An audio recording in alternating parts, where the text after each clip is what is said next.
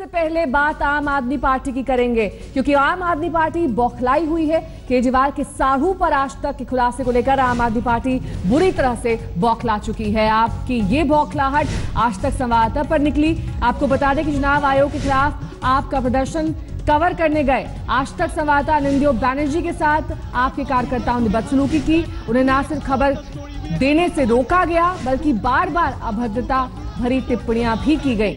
हम आपको बता दें कि आज तक ने कल ही केजरीवाल के साढ़ू के फर्जी बिल को लेकर एक बड़ा खुलासा किया था। आज तक ने अपनी खबर में ये दिखाया था और बताया था कि कैसे केजरीवाल के साढ़ू को फर्जी बिल पर दिल्ली सरकार के पीडब्ल्यूडी विभाग ने पेमेंट किए। लेकिन आज जब इसी खबर पर हमारे संवाददाता रिपोर्टिंग कर रहे थे, उनके साथ बदसलूकी की गई। आपके कार्यकर्ता उन्हें रिपोर्टिंग करने से रोकते रहे, उन पर अभद्र टिप्पणियां की गई और नारेबाजी की गई। और इस पूरे मसले पर कपिल मिश्रा और मनोज तिवारी का क्या कुछ कहना है, सुनिए। ये एक्चुअली ध्यान भटकाने की कोशिशें हैं, वो कुछ भी करेंगे। कल तो संजय सिंह जी ने यहाँ तक कह दिया कि मैं जहर खाने को तैयार हूँ, तो वो ध्यान भटकाना चाहते हैं इस मुद्दे से, मेन मुद्दों से। जो चर्चाएं चल रही हैं, जो सवाल उठ रहे हैं और मैंने जो मांग की है, उससे ध्यान भटकाने के लिए सब कुछ। अब आज ईवीएम की आप कल क्या करेंगे, जरा उनसे पूछना। कल शायद कोई नया तमाशा करने की कोशिश करी जाए।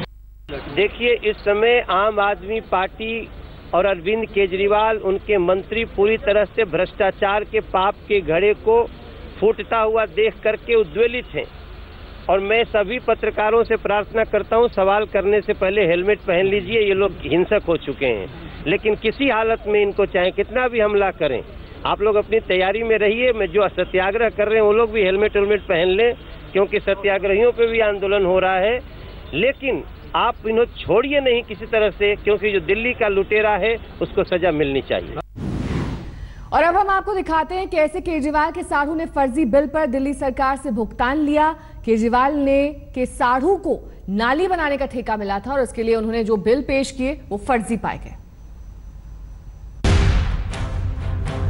दिल्ली के मुख्यमंत्री अरविंद केजरीवाल पर नई मुसीबत टूट पड़ी है।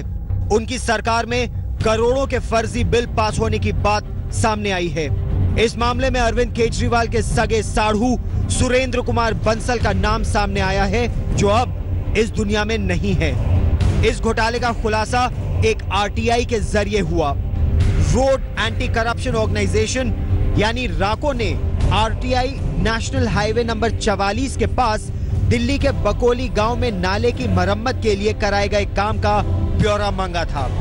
सवाल था, ये काम किससे मिला, किस आधार पर मिला और बिलों का भुगतान कैसे हुआ। इस आरटीआई के जवाब में पीडब्ल्यूडी ने जो कुछ बताया है वो हैरान करने वाला था। 19 जनवरी 2015 को रेणु कंस्ट्रक्शन कंपनी को यह ठेका मिला था। यह कंपनी अरविंद केजरीवाल के सगे साढ़ू सुरेंद्र कुमार बंसल की थी। बंसल की कंपनी रेणु कंस्ट्रक्शन ने सोनीपत की महादेव इंपेक्स होल्डिंग नाम की कंपनी से मरम्मत के लिए मटेरियल खरीदा था। चौंकाने वाली बात यह है कि बंसल की कंपनी ने जिस महादेव इंपेक्स होल्डिंग से मरम्मत का मटेरियल खरीदा, उस कंपनी का कोई वजूद नहीं है। यानी एक फर्जी कंपनी के नाम पर फर्जी बिल पेश किए गए, जिनका पेमेंट भी हो गया। जब जो आरटीआई इसमें कार्यकर्ता है, जिसने पिटिशन, जिसने ये सारी इंफॉर्मेशन अवेल की है, जब उसने इसमें खोजबीन शुरू की, तब चीजें निकल के आई किस किस तरह से, किस किस स्तर पर मिस्टर केजरीवाल का दबाव आया कि मिस्टर सुरेंद्र कुमार बंसल को फायदा पहुंचाया जाए। हालांकि केजरीवाल के साढ़ू को जब यह ठेका मिला था, तब दिल्ली में आम आदमी पार्टी की सरकार नहीं थी।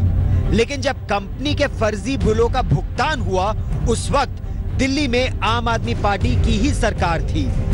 आरटीआई से मिले इस जवाब और राको के दावे के बाद आज तक की टीम सोनीपत के उस ठिकाने तक भी जा पहुंची जहां महादेव इंपेक्स नाम की कंपनी का पता था। आसपास पूछताछ के बाद और जांच करने के बाद यह साफ तौर पर पता चला है कि इस तरह की कोई फर्म यहां पर एग्जिस्ट नहीं करती।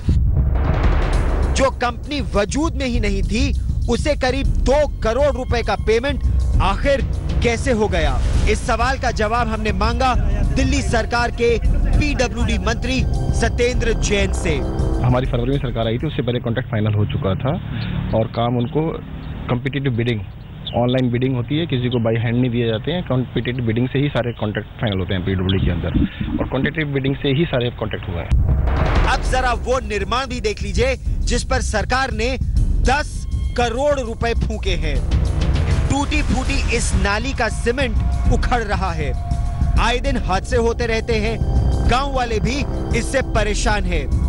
अब जांच एसीबी के हाथों में है, जिसके बाद साफ हो पाएगा इस पूरे खेल के पीछे आखिरकार असली खिलाड़ी कौन है। कैमरामैन अंकुर अरोड़ा, राम किंकर सिंह और परवीना के साथ शिवेंद्र श्रीवास्तव, दिल्ली आज तक। आज तक की खबर का असर अब दिखने लगा है। केजरीवाल के साढ़ू को लेकर खुलासे पर एंटी करप्शन ब्यूरो हरकत में आ चुका है। एंटी करप्शन ब्यूरो जल्द ही शिकायतकर्ता राहुल शर्मा से सवाल जवाब करेगा।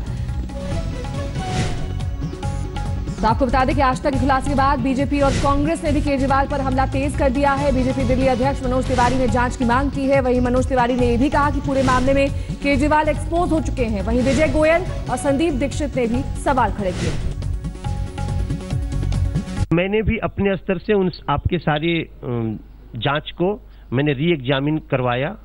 बिल्कुल आपका आरोप 100% सही है और ये 10 करोड़ का बिल पूरी तरह से फर्जी भुगतान किया गया है। इसमें कई सारे सवाल उठ रहे हैं। पूरी तरह से ये अरविंद केजरीवाल का ही भ्रष्टाचार है।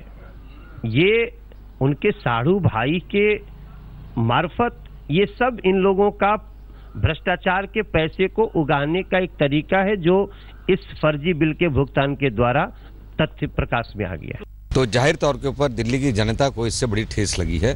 उनको लगता है कि आम आदमी पार्टी और अरविंद केजरीवाल ने उनके साथ विश्वासघात किया, सब्ज-बाग दिखाए और आज दिल्ली का विकास कोसों दूर हो गया है। जो कुछ सामने आ रहा है वो सिर्फ भ्रष्टाचार सामने आ रहा है। विजय जी, केजरीवाल की नॉलेज में भी डाला गया था, लेकिन उसके बाद भी कुछ कार्रवाई नहीं हुई। कपिल मिश्रा भी एसीबी में जाने वाले हैं कि जो एविडेंस निकल रहा है कि करोड़ों के बिल पास हो गए जबकि कंपनियां नहीं हैं, जो काम पाया गया वो टूटा हुआ पाया गया, तो ये तो सीधे सीधे क्रिमिनल नेग्लिजेंस है। इसमें फौजदारी का केस बनता है। फौजदारी का केस मंत्री पे बनना चाहिए, पीडब्ल्यूडी विभाग पे बनना चाहिए, जो रिलेटिव है उन पे बनना चाहिए। अब वो जीवित हैं कि नहीं ये तो मुझे नहीं पता, आपने कहा जीवित नहीं है, और खुद सीधे सीधे मुख्यमंत्री पे बनना चाहिए।